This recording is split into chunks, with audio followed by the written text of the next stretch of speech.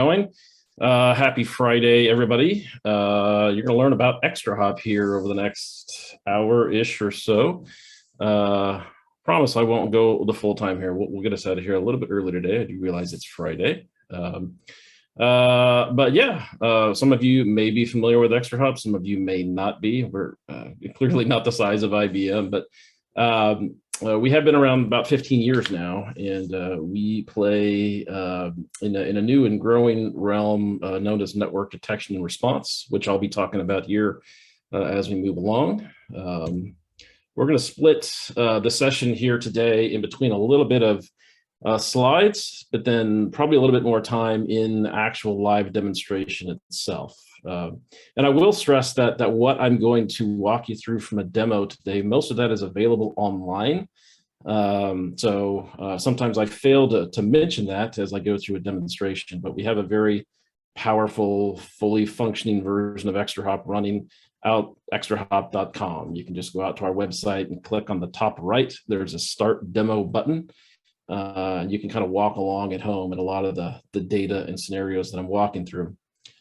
As I mentioned, my name's Tom Roeh. I lead our technical team in public sector. I've been with the company for about 7.5 years now.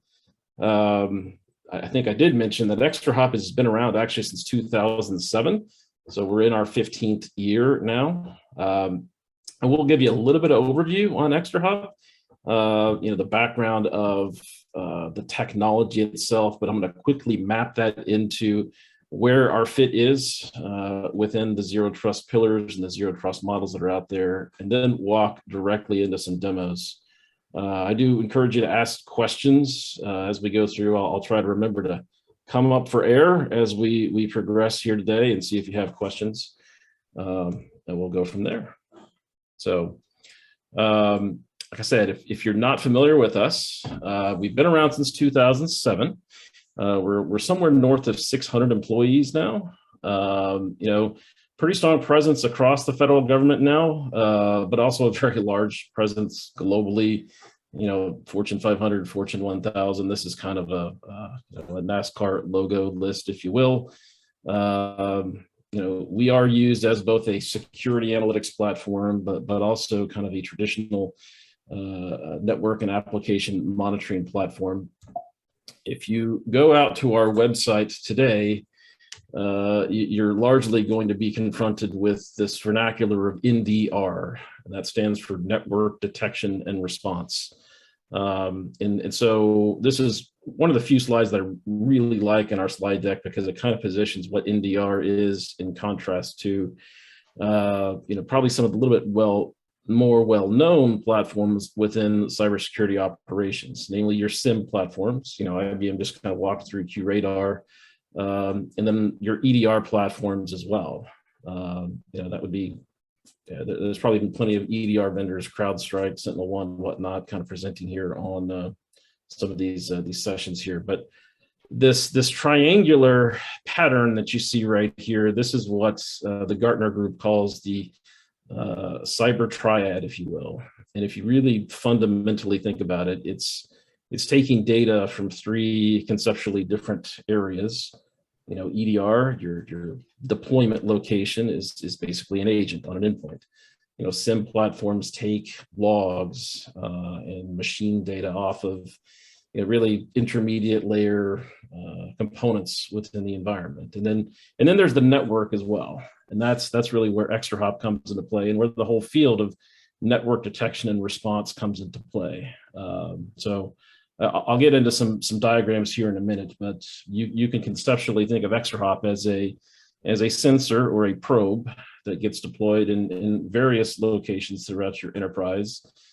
Could be deployed, in a branch office facility, more traditionally deployed closer to where your workloads are, whether those be in traditional data centers or whether those be running up in public cloud. There are models for deployment of our product and NDR products in general in all of those different types of scenarios.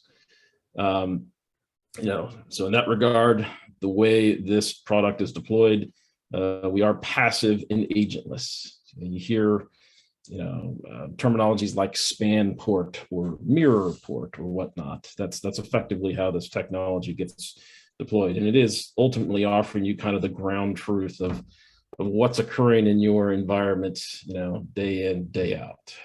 Complete full visibility as to what's happening now, plus the ability to go back in time and see what happened yesterday, see what happened a week ago or a month ago.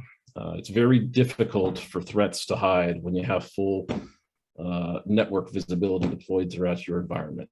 There's actually a pretty cool quote down here that Rob Joyce out of the NSA.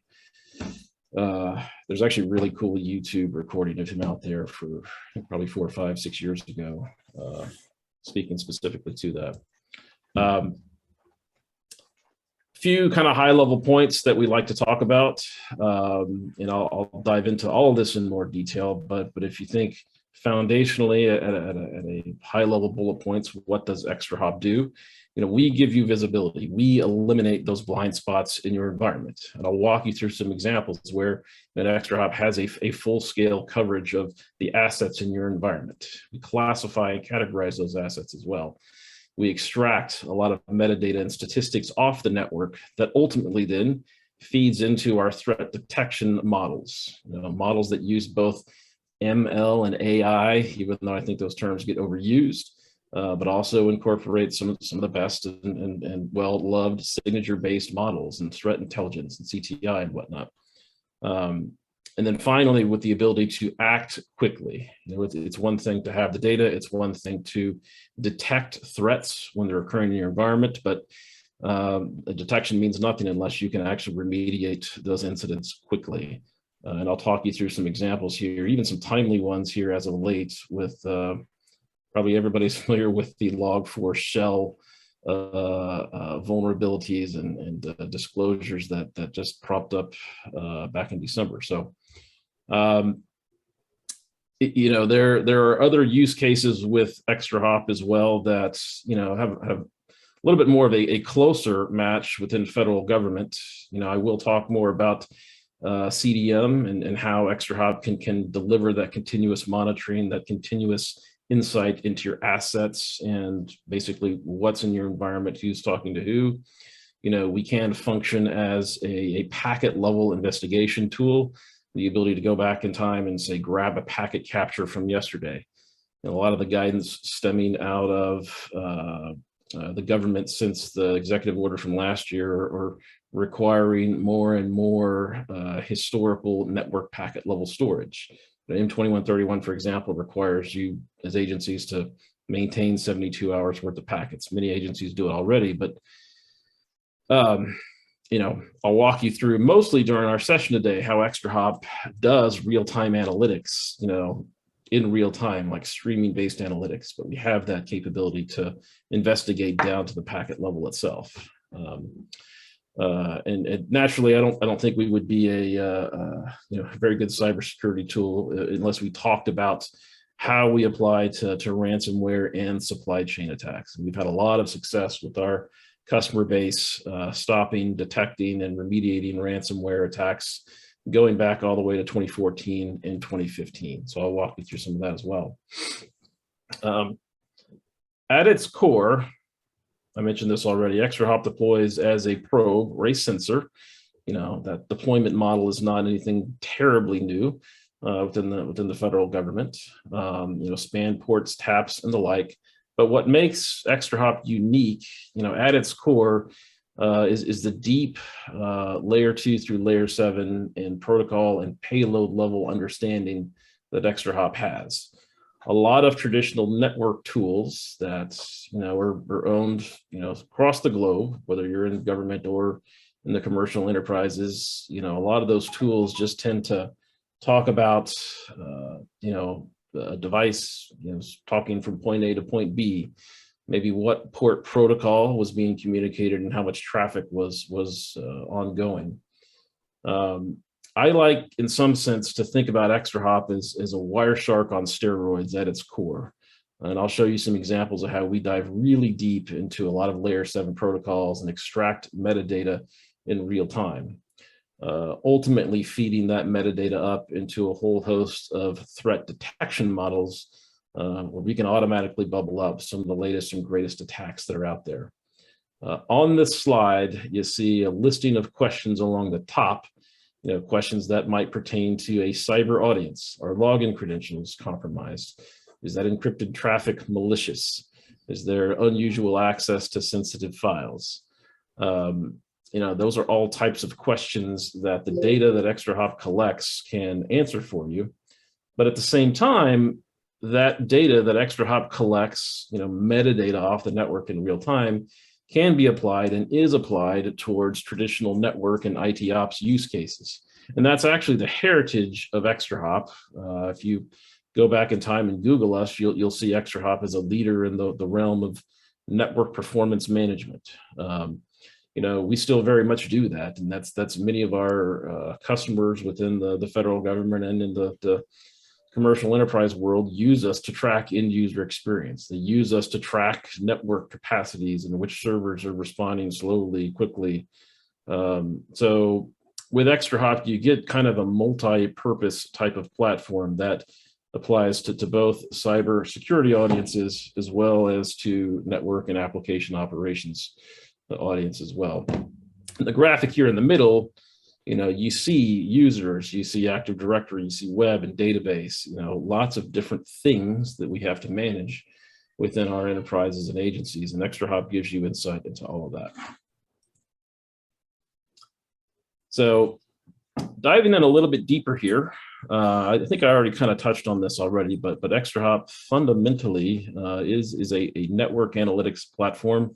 So the graphic here really kind of touches on the fact that ExtraHop can be deployed in multiple different facilities scenarios, and I'll talk through that in a little bit more detail when we get into the live demo. But we do have ExtraHop sensors, so to speak, both physical and virtual, software-based as well, that can be deployed on-prem, up in multi-cloud environments, up in remote branch office types of facilities. At the end of the day, we want to passively capture network traffic, network packet data, and then feed that into the ExtraHop platform for real-time streaming analytics.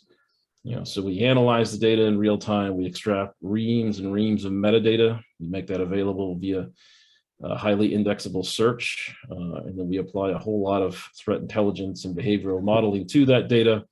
Then we also have that fundamental packet capture storage mechanism as well.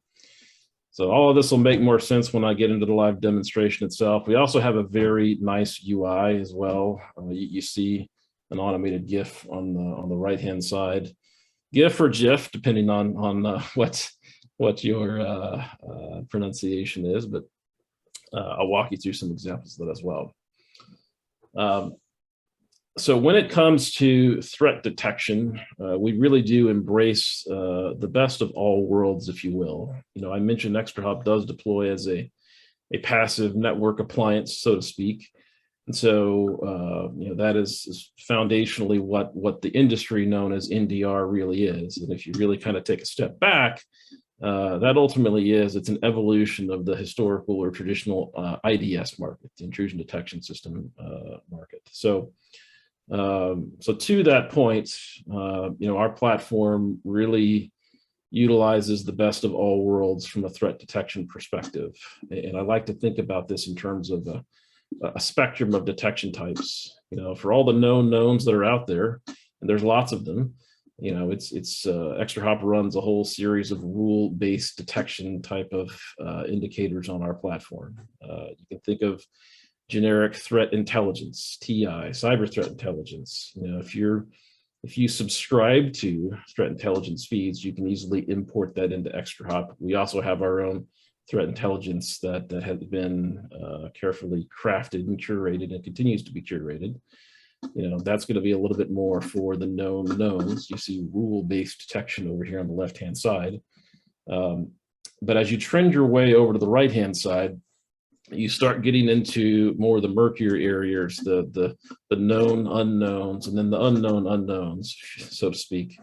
And that's where you have to start taking into account more the sophisticated algorithms that are constantly being iterated and refined on in the industry, as well as by the ExtraHop threat intelligence labs. We're talking about enumerating and understanding some of the common tactics, techniques, and procedures, TTPs. We're talking about things like the MITRE attack framework, and then even newer models that are coming up. So really, it's kind of the best of all worlds when it comes to a threat detection model. And again, if you're not familiar with this acronym of NDR, in some senses, you could think of it as a next-gen IDS platform. I'll show you a little bit towards the end of my demo of how ExtraHop works and plays well with others, but we really do kind of consider cybersecurity as a team sport. And so, you really should take a look at going best of breed, if you will. I'm not going to sit here and say that ExtraHop does everything. I don't make an EDR solution. I don't make a SIM platform. I don't make a firewall. But when it comes to advanced network behavioral analysis and threat detection, we're best in the business when it comes to that. But to that point, we work very closely with tons of vendors. This is just a sampling of them. And when you think about the team sport that is threat detection, and IBM showed some really good examples of integration within their own demo right there. ExtraHop, for example, can feed data, whether it be alerts or raw data, into IBM QRadar or into other platforms as well. And so I'll show you some examples of that as well. So I'm going to take a 10-second break to take a drink. Anybody has any questions?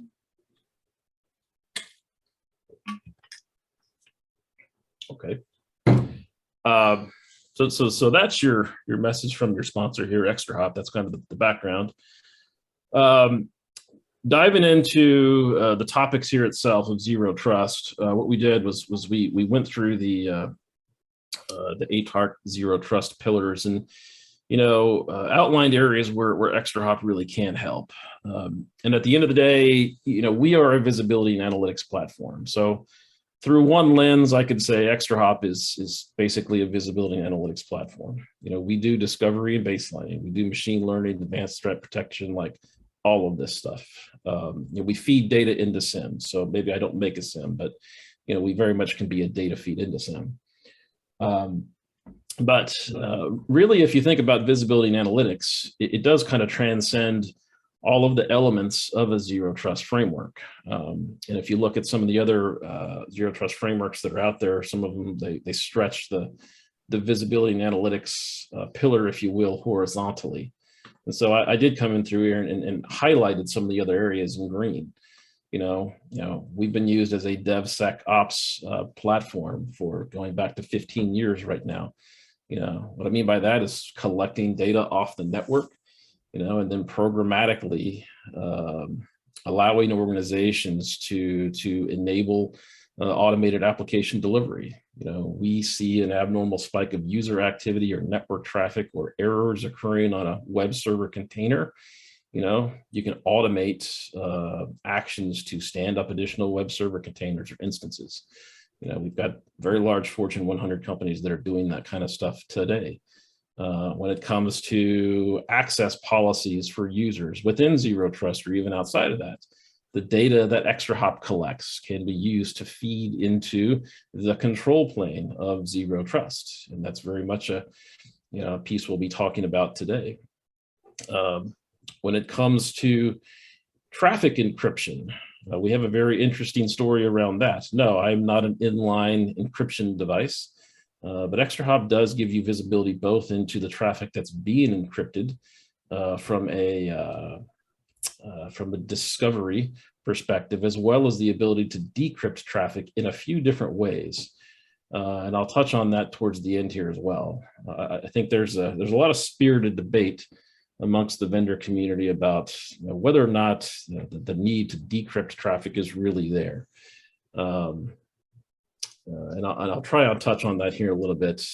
Suffice to say, we do offer threat detection models that don't require decryption, but we offer a ton of models that actually do utilize decryption when and where it's available.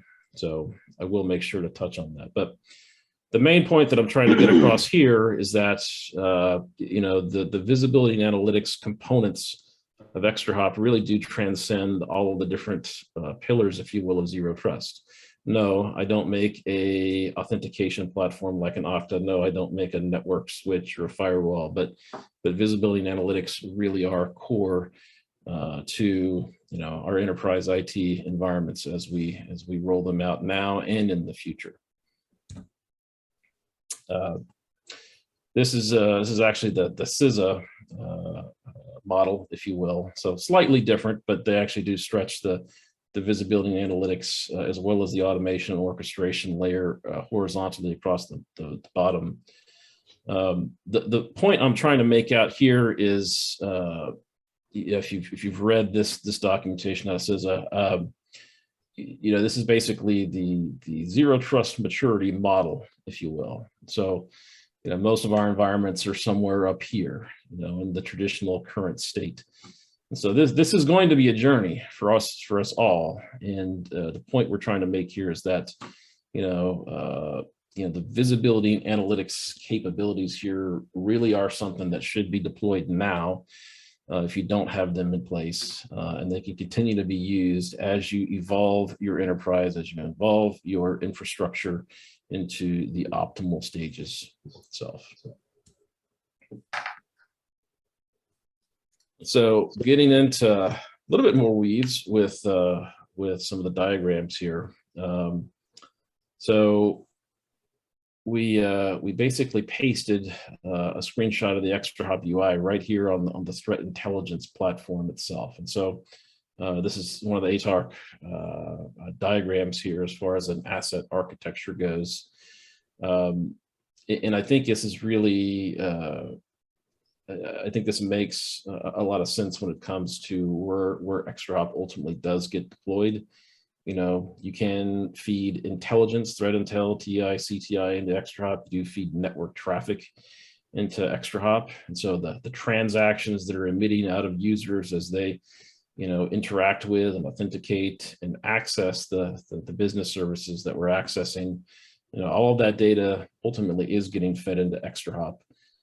That data can be fed into SIM platforms. It can be fed into the control plane itself as policies are being informed. So in some sense, it is a pretty central component to our zero trust architectures.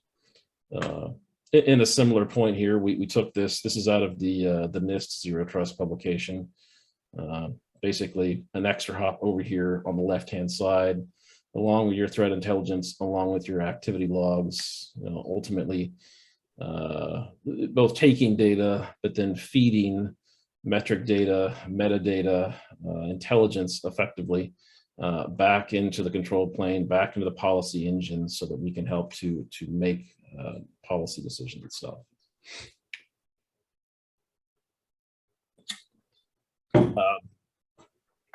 Couple more slides, and then we're going to show some demo.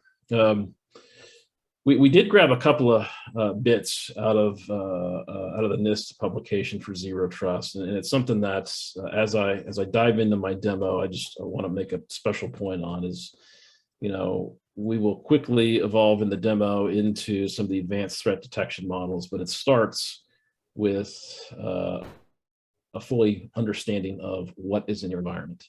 So this is out of section 6.6 in this special publication 800-207. You got to know what's in your environment, what is connected, who is using the network, what is happening on the network. I did add a little data point in here right before we started here, is that we are on the DHS CDM EPL. Like we can basically give you that insight into the what, the where, the who, and the how. And then that's foundational to really every step of this transformation that we're going through. You got to know what's on your network now and what's on your network in the future. And so this year is basically just kind of double downing on that. For the sake of time right now, I'm actually going to keep moving on here. So any questions before I dive into some demo scenarios?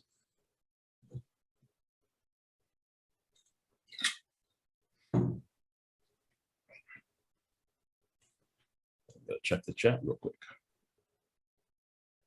Okay, No questions yet. So here is a diagram here of how ExtraHop can be deployed. Now, this is kind of a global, multi-pop, multi-location, kind of global types of enterprise. And this deployment model and the demo that I walked through is really going to pretty much apply to all of the demonstration scenarios that have been outlined here for these Zero Trust webinars here. I think scenarios 1 through 11 are really going to be contained within the first part of my demonstration. But I guess let me talk through this a little bit here real quick. So this is probably very similar to most of the environments that many of you have today and or transiting to. You know, you might have a couple of data centers, a central headquarters and a secondary data center, or maybe multiple data centers for that matter. You may have satellite offices, you know, distributed throughout the country, throughout the globe. And in some sense or another, you likely have some type of application footprint up in GovCloud or maybe even public cloud somewhere or another. And so, you know, we as IT leaders and practitioners have to continue to evolve with the world as they move on, you know, particularly from, you know, kind of the traditional data center into the cloud-based world. So all the little blue things that you see in here are effectively ExtraHop probes, if you will, that are deployed throughout the enterprise. One thing I do want to point out here is that, you know, we sell our product both as a physical appliance as well as a virtual appliance, you know, VMware, Hyper-V, KVM. It's also a appliance or I guess a workload that you can stand up in Azure, AWS, GCP. So it is and has been available in public cloud environments for many years.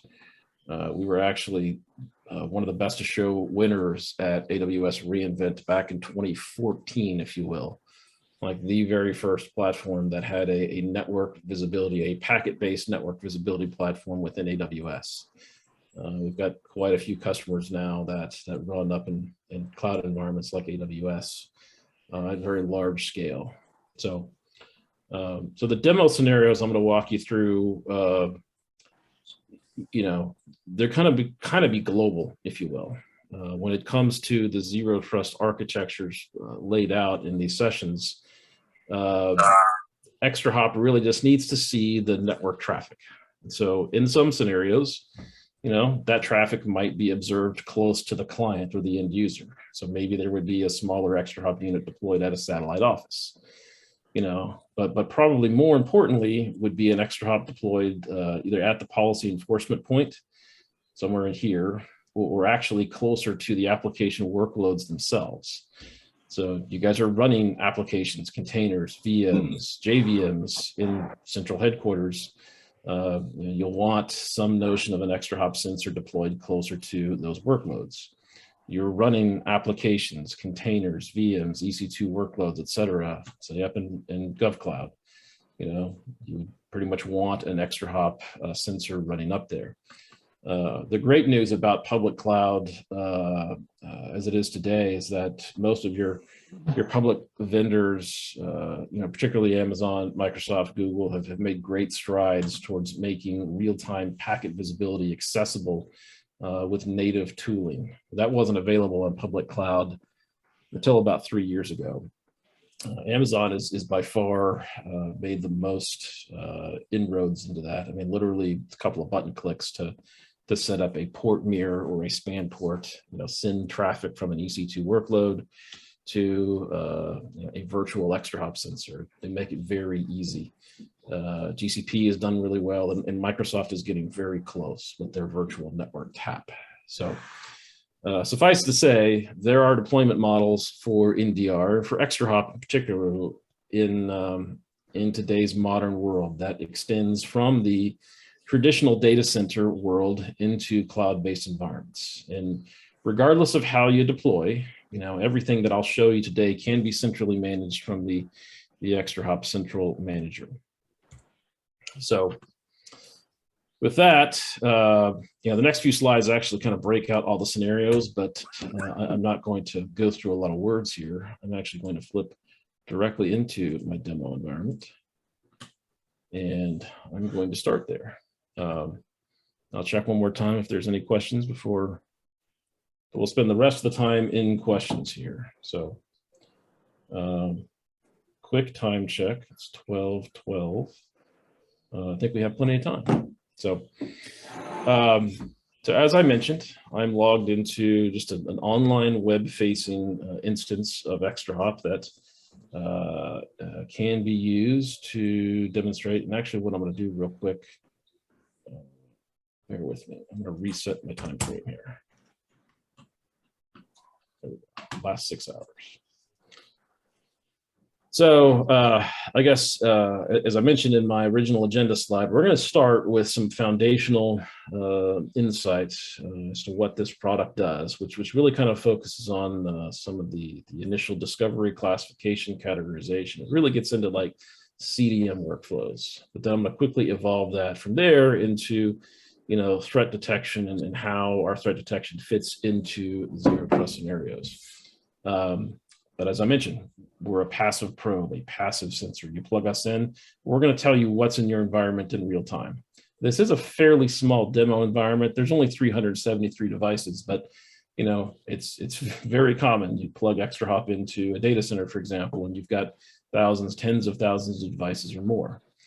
So we spent 15 years refining discovery models and capabilities, and probably 8-9 years refining threat intelligence and behavioral models as well. But in my environment, I've got 7 domain controllers, 16 file servers, 2 mobile devices, 54 VoIP phones, so on and so forth. So I wonder if we could ask somebody to mute. Guess that's not too bad. And so one thing I like to point out immediately, those of you that have done any degree of kind of network infrastructure, network monitoring, tooling and whatnot in the past, I've spent the better part of 20 years doing this type of thing. And a lot of your classical network monitoring tools were kind of thick client, bloated and difficult to use, and, had kind of spotty integrations. With ExtraHop, everything is web-based. We could support, hundreds of users accessing our system simultaneously, and the system just performs. But UI is very straightforward to use, whether you start from some high-level alert detection or dashboard, or whether you start just from a high-level search. You might just want to come in and start to search on an IP address, on a host name.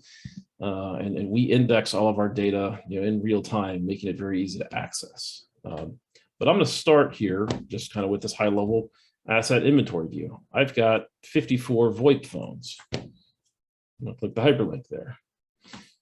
I have kind of an aggregate roll up view of all those phones in the environments. And there's a lot I could tell you about those phones.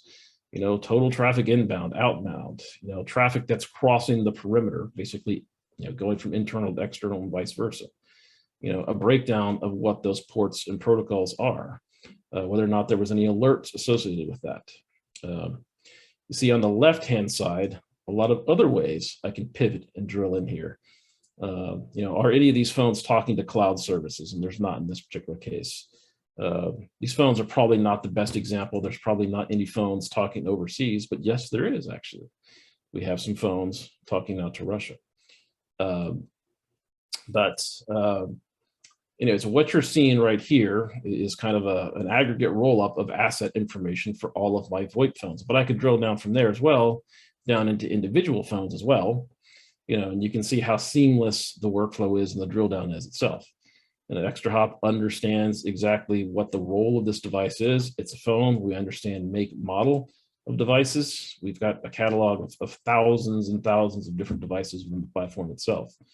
We understand what ports, protocols this device is talking, who this device is talking to. We can basically provide that type of port protocol connectivity visibility graphically, like you're seeing right here, 2-dimensional, 3-dimensional, And this is a basic example of the mapping. I can show you some more comprehensive maps and examples here in a minute. But again, what I'm just trying to demonstrate here is kind of this high level understanding, visibility of what we're identifying on the network. And this again kind of gets back to some of your CDM workflows and basically your basic understanding of what is in your network, what is in your environment. So then on the right hand side, you see that breakdown by protocol itself.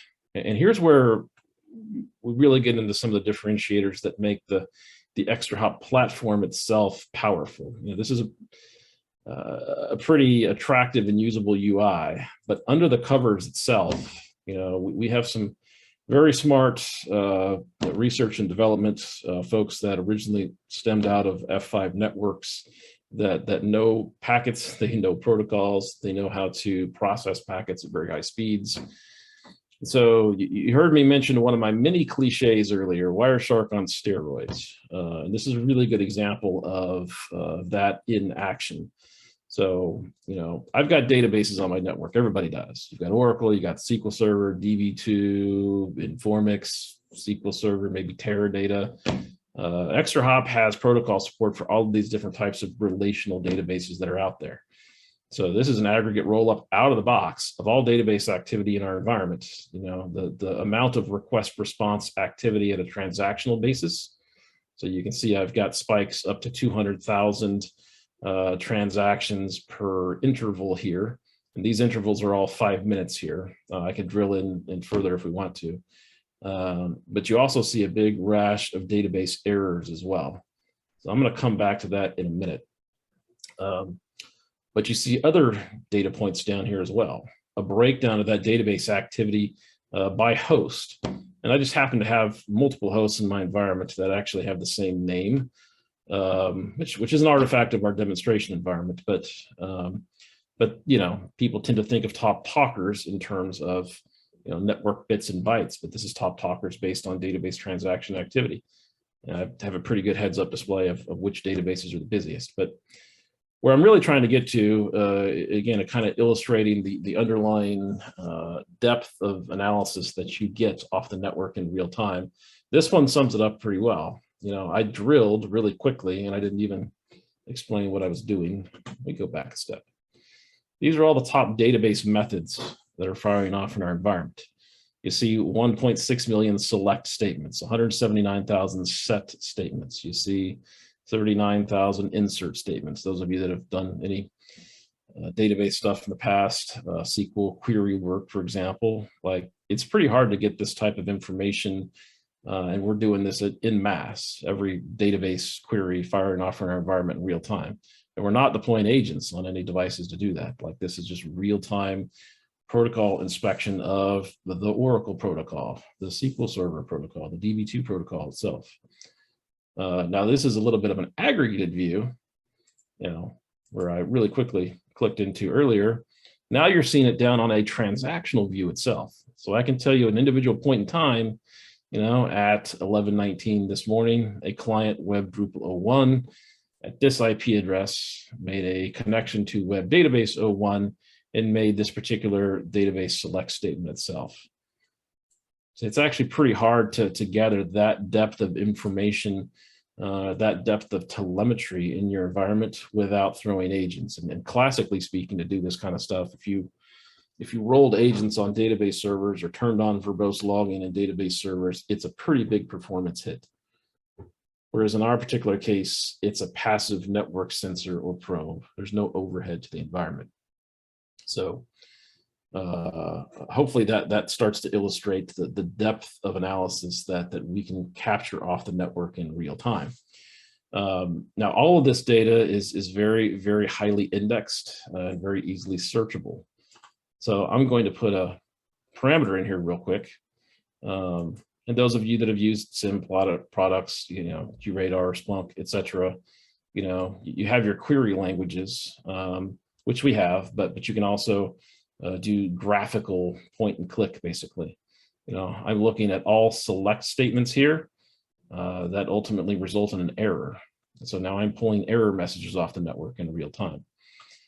And then one other point I'm going to make here, I'm going to take another drink of my water here.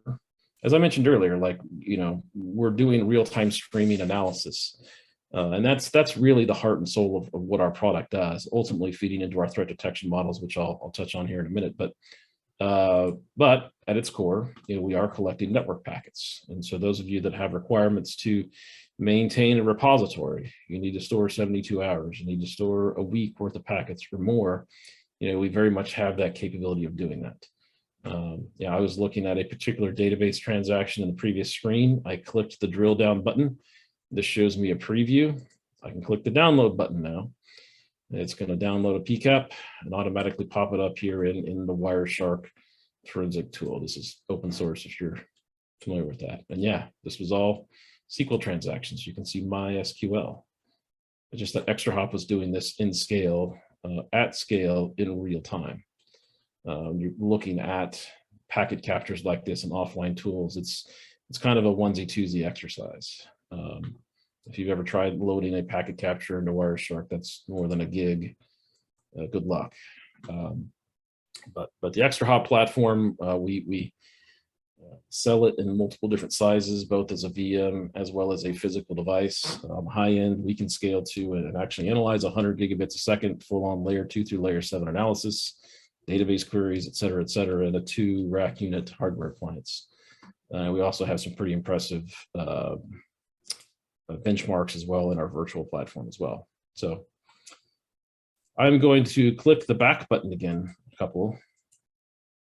And now I'm going to kind of start to marry this data into more of a cybersecurity story here. So hopefully I've made the impression that, when it comes to visibility analytics, ExtraHop is pretty unparalleled, particularly when it comes to harvesting data off the network.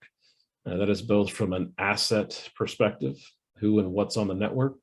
It's, what are those devices communicating with?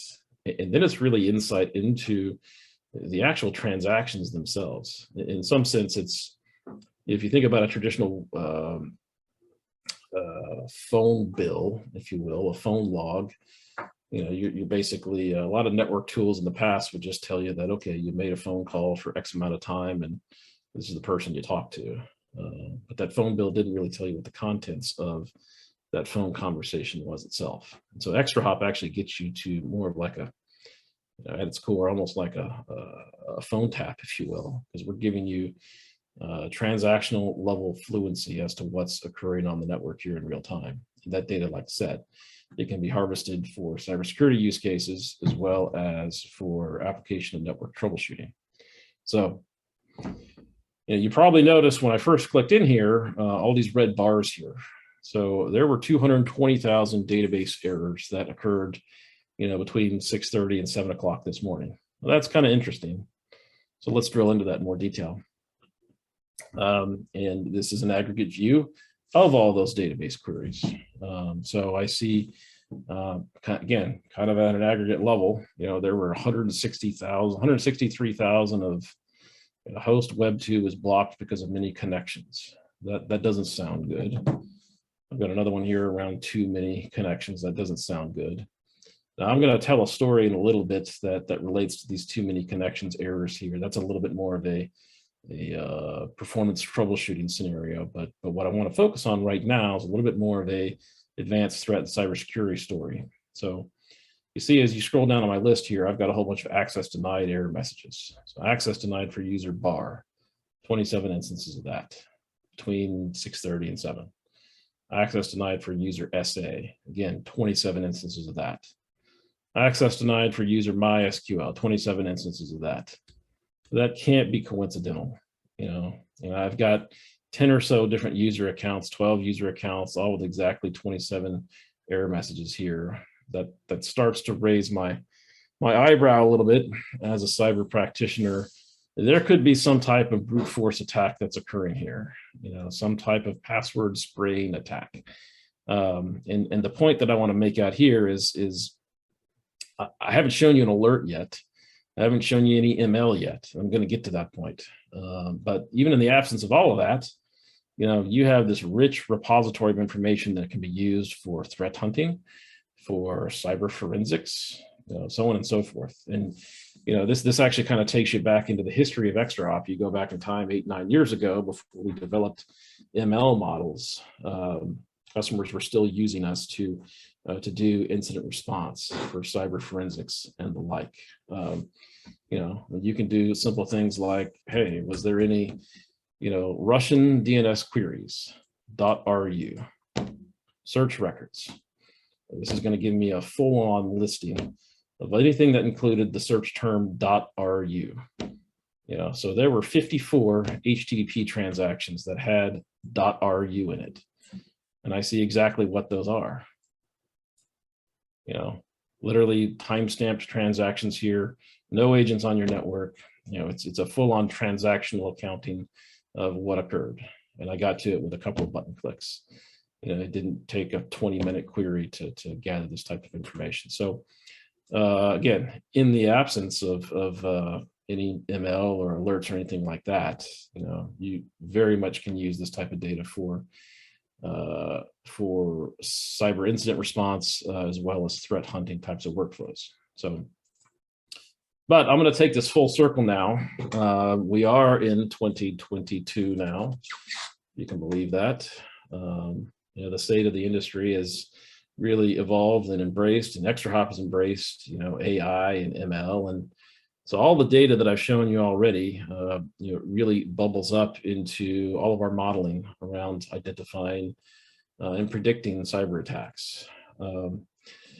This environment is a demo environment, and so we have intentionally inserted all kinds of stuff in it. So you see lots of red in here, and trust me, this is a demo environment. If you see this much red and high scored threat attacks in your own environment, that's a problem. It's going to be a long night, long weekend. You see things like sunburst command and control activity. You see things like Kerberos golden ticket attack. I believe the IBM folks used Mimikatz as far as one of the attack techniques in their demonstration earlier. You see data exfiltration, you see ransomware. I'm going to walk you through a lot more of these in more detail here, but that's ultimately the culmination of all the data that ExtraHop tracks earlier. All that data is available to you manually. You can go find it and drill down like I just showed you, but at the end of the day, when it comes to the current state of cyber, like, we need to automate as much as we can. So we do have a very large threat research team within ExtraHop. That threat research team stays constantly abreast of the latest and greatest types of attacks that are out there. Sunburst, that was the flavor of the day. I can't believe that's been already a year since that occurred. That was the SolarWinds vulnerability. Log4Shell was the new one, though. I'm sure everybody has hit that. That's hit their radar in some sense here over the last couple of months. We had detectors generated and built, within the first 24 hours after this disclosure landed. I think we have 4 different detectors on this now, and I'll walk you through some examples of this here in a minute. But I've got 3 different demo environments I'm kind of shifting between. So this one doesn't have any Log4Shell activity in it. But these threat briefings are kind of like, this is the newspaper, if you will, the threat of the day. And the good news here is there is no risk identified for that Log4Shell briefing in this environment, although I do have another environment that I'll show you in a minute. I won't, dissect every bit and byte of this dashboard here, but ExtraHop does follow really a number of your thought leaders and best practice standards when it comes to cyber detection. So the attack kill chain, for example. So you see ExtraHop categorizing our detections into command and control, reconnaissance, exploitation, lateral movement, etc. We have a lot of actions on objective there at the bottom here. We're categorizing our detections and aggregating those up into devices as well. So I can see which particular devices are generating the most types of detections. And so these ones up here on the top are ones that I'm definitely going to want to take a look at.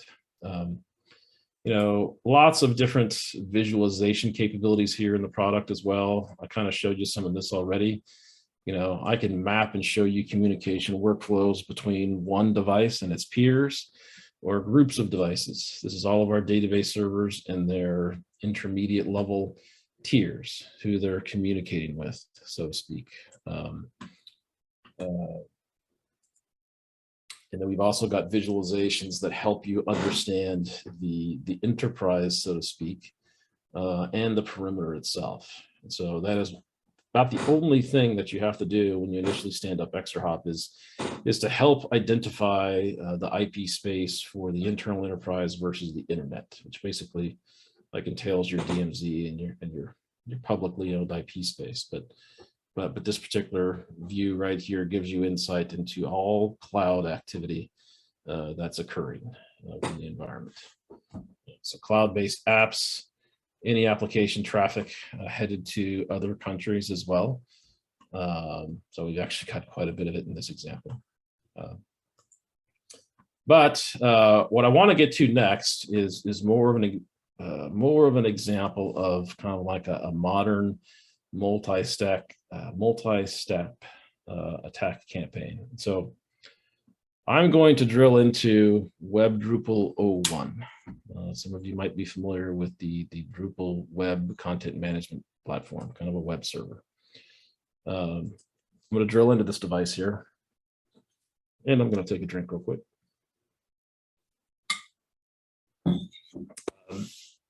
So Web Drupal 01, this MAC address, this IP address, and like I showed you a little bit earlier with some of the VoIP phones, like ExtraHop tells you a lot about this particular device. We know that it's a Windows device. We know that it's running the Apache HTTP server underneath the core. It's what Drupal does. We know what users have been logged into this device in recent history. Everything I'm showing you right here is the last 6 hours, but we are both a real-time analysis device and an historical analysis device.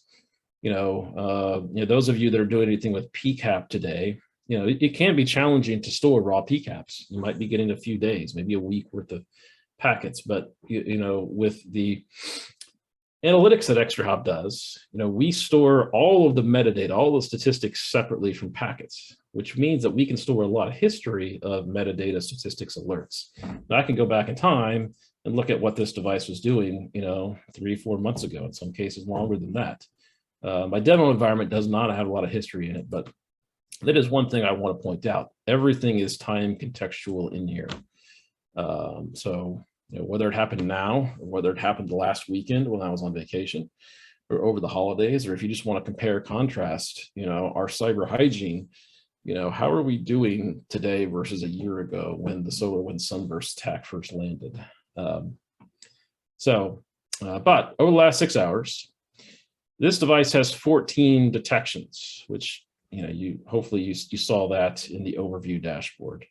I'm going to click on the peer devices view real quick, just to look at this graphically. And I've shown you a little bit of this already, but the thing that really stands out to me right now are these red halos here popping up.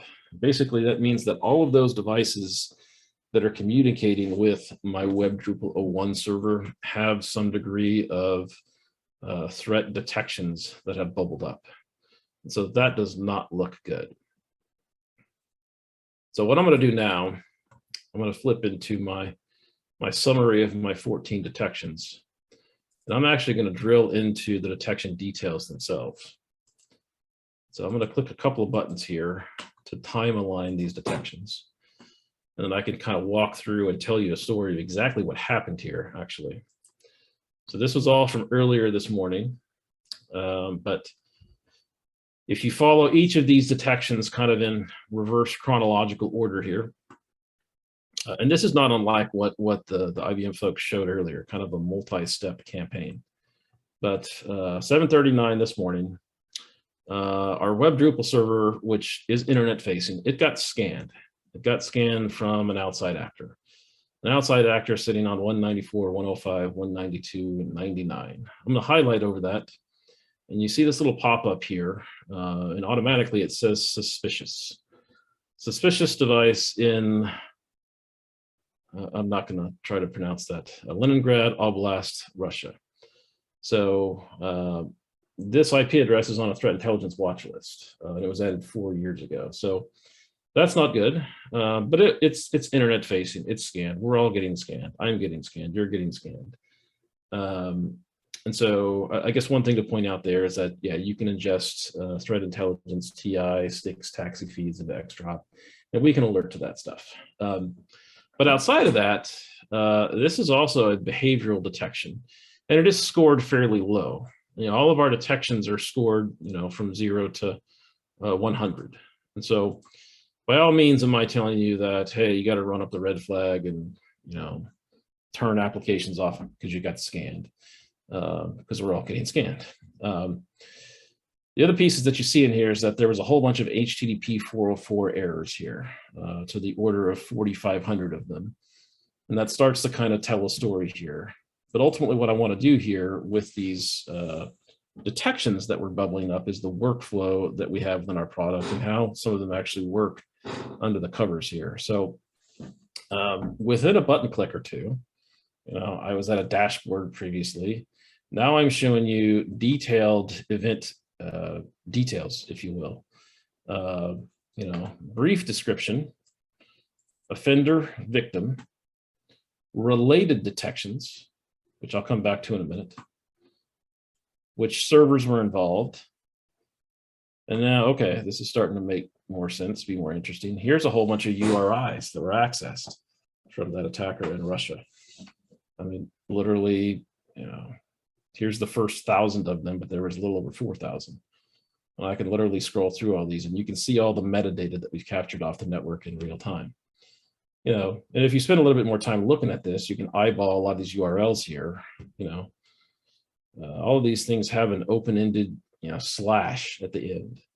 That's very characteristic of a scanning technique. This attacker is scanning this website and trying to find, you know, open folders on that web server. And they're ultimately trying to figure out whatever they can about the web server itself. What is the web server? Is it IIS? Is it Apache? Is it Nginx or whatever? So, you know, a big spike of web requests to non-existing URLs, as I mentioned, you know, most of those are resulting in HTTP 404 errors.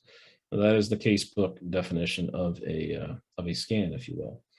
You know, and if I wanted to, I could go download a packet capture. I showed you some of that already, but it's contextual packet capture. You know, it's not like I'm plugging in a packet sniffer now with a laptop and Wireshark on it. Like when I drill down, you know, I've already got a filtered out packet capture like I showed you earlier. But again, what I'm trying to point out here is the workflow on the product. And so, you know, we call these detections. You could think of them as alerts, but you know, they're much more than just a traditional alert. We give you a lot of context. We give you drill down to help isolate and investigate detections as they bubble up. And investigation is key. You know, there's going to be a lot of attacks that you know, we as vendors and industry can detect and bubble up with 100% certainty that something is bad. You know, like this Drupal exploit attempt. This is phase 2. We've actually scored that with an 83, you know, and we've got a pre-built-in IOC or signature that looks for a specific payload in here. This maps back to, I forget which MITRE CVE. We've got the CVEs in here somewhere.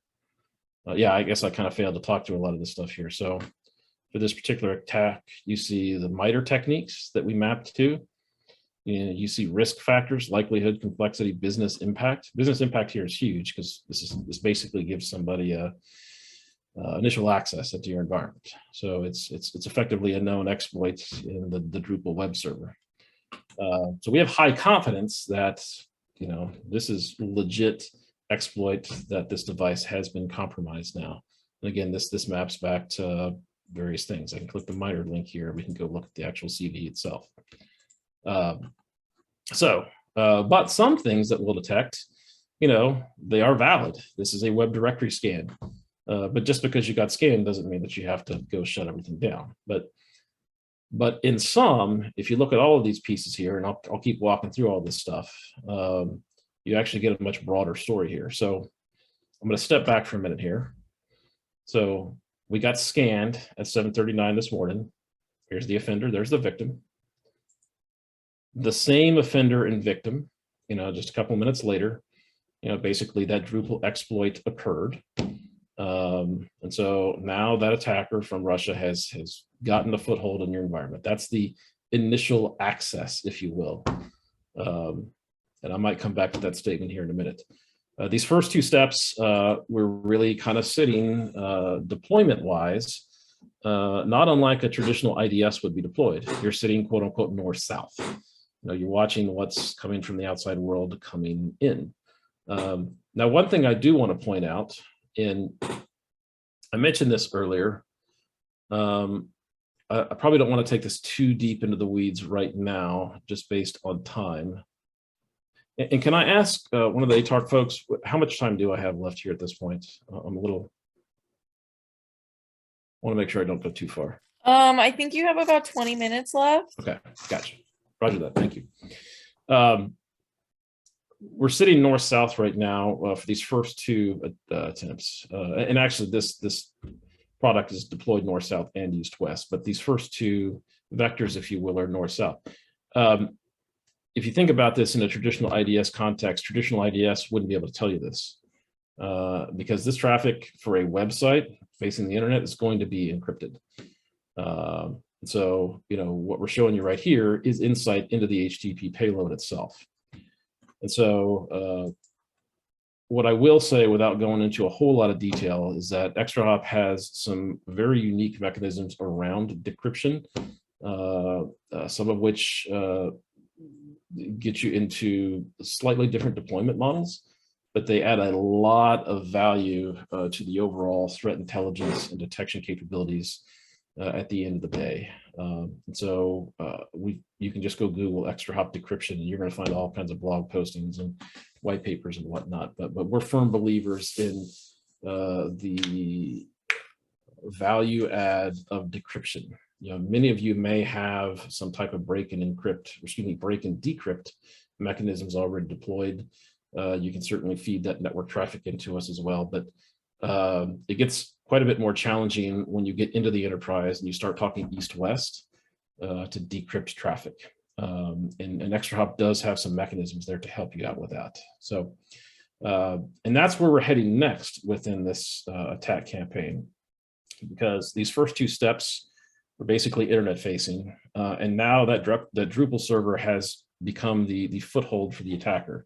So he is now the offender.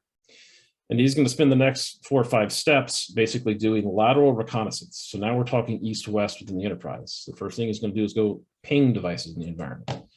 I can drill in here and I can see all the devices that machine pinged, which really wasn't very much because this is a small environment, but there was a TCP SYN scan involved. And so all of these pieces here in this attack campaign, and that's a word I really like to follow on here is campaign, they lead to a deeper understanding that there is true malicious activity occurring in this environment. So you scroll up here towards the end, that attacker, after it's done all of its lateral reconnaissance, it actually begins to do some destructive things downstream. So the Web Drupal 01 actually launches a Windows service on a remote device. So Web Drupal 01 attacking a physician workstation. And here's where you get into one of the behavioral models of the product. Like we baseline and understand history. We know that the Web Drupal server doesn't normally launch Windows services on downstream devices. And this little graphic kind of attests to that. And so working your way through time, you see that compromised Web Drupal server now attempts to do a file server brute force attack. I showed you kind of an example of some database stuff earlier, but now he's basically trying to log into some open file shares using a variety of user accounts and names and password combinations. And we see a whole rash of authentication errors here, if you will. This says login status logon failure there. And so that's MITRE ATT&CK T110 brute force. And then lastly, in this particular attack campaign, the attacker leaves a crypto mining malware on the Drupal server itself. And these attacks can go, many different angles, many different ways. And that's, one thing I kind of want to impart upon everybody. I'm going to bring up one other slide here real quick. This is kind of hot off the presses here with ransomware analysis that we're doing. But you know, I think a lot of folks, myself included, thought ransomware was going to kind of die off, but it really hasn't. It's gotten more comprehensive and complicated. You know, a lot of the steps that the IBM folks walked through in their attack earlier, like this is everything just kind of seen really quickly on a singular slide, if you will. So day 0, day 1, day 2, day 3, and you know, I guess the one thing that you can take away from this is that, you know, on day 0, you know, the initial access is made. You know, in my case, the example that I just showed you, there was a web scan, and then there was a Drupal known exploit that was made use of. And this is actually what you're seeing right here. This is a breakdown of the Kanti ransomware, which is one of the more recent ones that has made headlines. So you can go out to the deferreport.com and go read about this. But you know, ransomware is no longer just the domain of, you know, somebody sending my Gmail account, you know, a Word document and me clicking on a link. You know, those still happen. Don't get me wrong.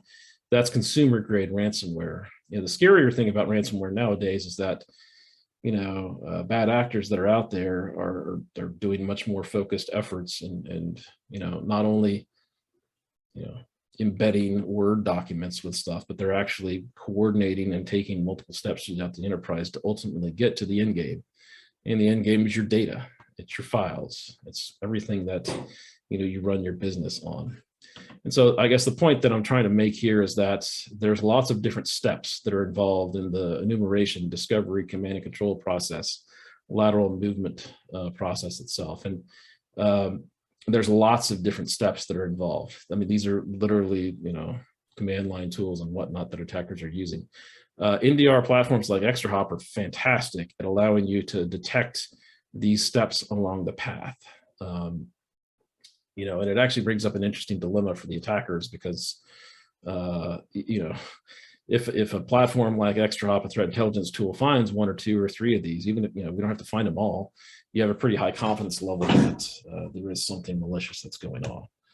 So we've actually got a whole nother series of ransomware webinars. We've got one on Tuesday that's going to break this down in quite a bit more detail. So anyways, that being said, looking on my notes here real quick, I think I was a little more wordy than I wanted to be, so I'm going to try to cut this loose a little bit. This is another multi-stage attack that I have in a slightly different demo environment. This one actually starts with a TCP SYN scan, and then a scan for the log4 shell vulnerability. And that's made headlines here in the last couple of months. And I'm showing you this slightly differently in kind of this graphical view. So it starts with a couple of different scans, and the scans actually occur from this jump device. So you're scanning for open ports, and then you're scanning the actual websites that it found for that log4 shell vulnerability. Excuse me, that's this stage right here. So you're scanning for that, and then this is actually kind of the more troubling part of this.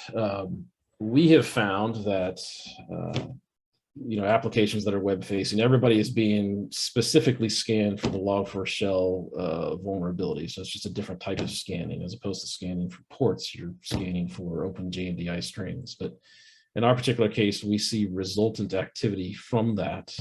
So when you see the compromised device, and this Web3 device is the one that's actually being scanned, if you see this thing actually doing something as a result of that, going back out to the internet, going to talk to some command and control device or whatnot, that's actually really bad. In my case here, and I actually did this in a full-on demo environment with Kali and everything, which I've got running here in the background.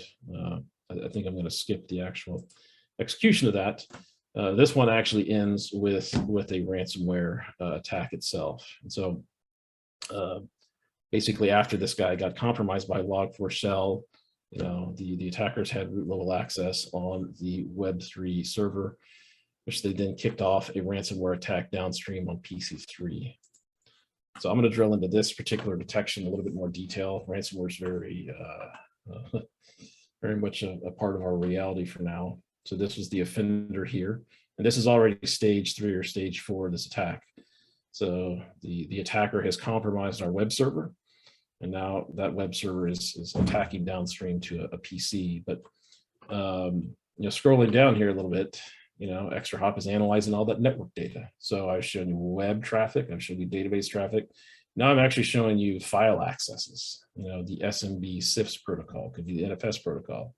So you're actually seeing files traversing the network here. And those of you that can remember WannaCry back from 2017, WannaCry actually appended a file extension to every file that got encrypted, this .wnry. And that's just one of the many of hundreds, thousands of different detection techniques and models that we have in the product. So we see these files being encrypted in real time effectively. Again, that was just kind of another example of a multi-stage attack. And again, I guess to kind of bring this whole thing full circle with the scenarios that were outlined here. Let's go back to here. Now, whether your users originate from a satellite office, whether your users originate from the central headquarters office, or whether a user is originating from their home, working from home, like probably most of us are right now, if ExtraHop is deployed and sees that network traffic, we will see at least some, if not all of that attack campaign activity that's occurring. I will make the distinction that, your placement of an ExtraHop or a network sensor may dictate whether or not you're seeing just north-south activity, or whether you're seeing north-south and east-west, all that lateral activity. But I must stress, when and where you can observe that lateral east-west network activity, it will only definitely very much increase your capability to detect bad actors and malicious activity occurring in your environment. So my whole talk track demo really kind of applies to all of the zero trust scenarios that were kind of broken out as part of this series of demonstrations. One separate one I'm going to show you here when you get into scenario 10, this kind of takes you full circle back into some of your traditional network and application troubleshooting. Again, deployments would be exactly the same, but since you are watching the network traffic, why can't you simultaneously do cybersecurity workflows as well as network and application performance workflows? And so I have a separate demo environment here that's also publicly facing. You guys can access it with a little fictitious application called Hackazon. Hackazon has basically 3 tiers: a front-end load balancer, a couple of web servers, and a database server. I realize that might be a little bit small, but ExtraHop is extracting information that helps you characterize the performance of the application. So I can tell you definitively that users are seeing 13 to 15 second page load times when they hit the application. I can tell you definitively how much activity there is, whether or not there's transactional errors occurring on the network. I can tell you exactly what the response time is for end users in different parts of the country or across the globe. I can tell you that information down to individual URLs themselves, like which web pages are the slowest in my application. But again, to my point around north, south, and east, west, this information gets to be quite a bit more interesting once you dive down into the deeper layers of the application. So now I'm kind of proverbially watching east-west. We're seeing the the load balancer up here distribute requests to 2 different web servers here. And I found my one glitch in today's demo. That name is not showing up for some interesting.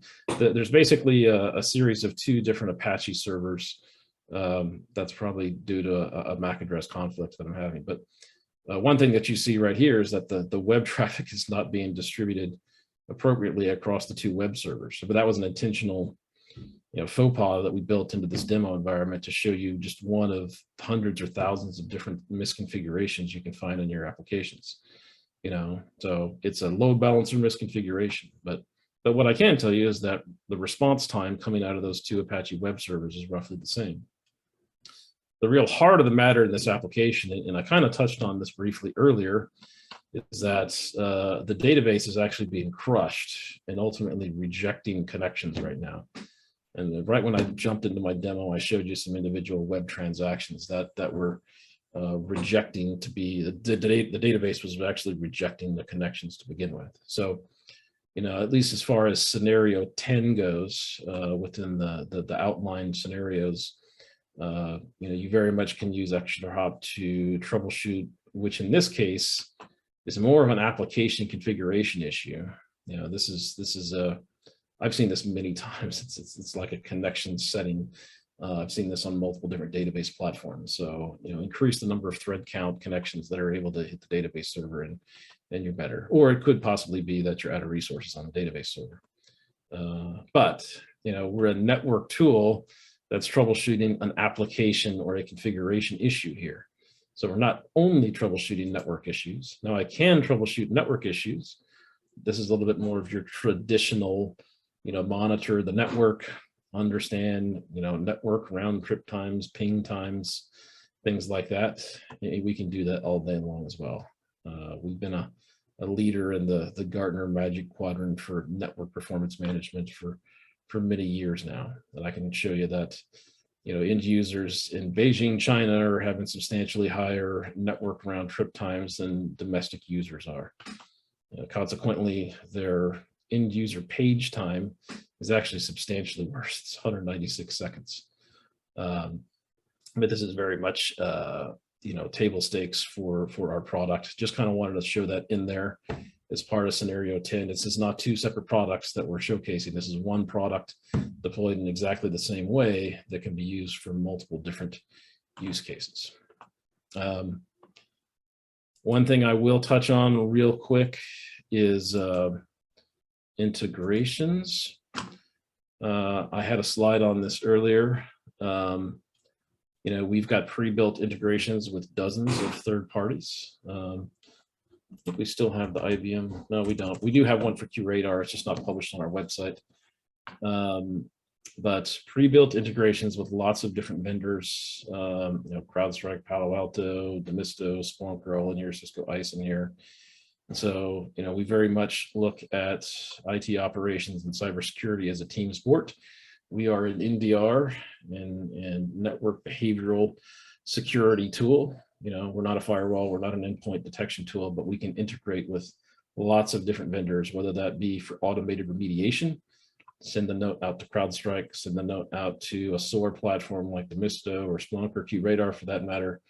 And those third-party platforms can take some degree of quarantine, remediation, etc. So with that, I think I will wrap it up here at this point because I think we're out of time. Yeah, so if we have any questions, now is the time. I can maybe extend for about like 5 minutes for questions if there are any.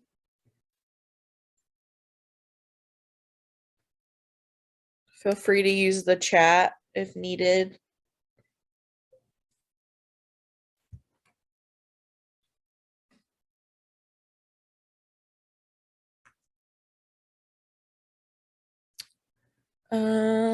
Okay. So I'm gonna stop recording.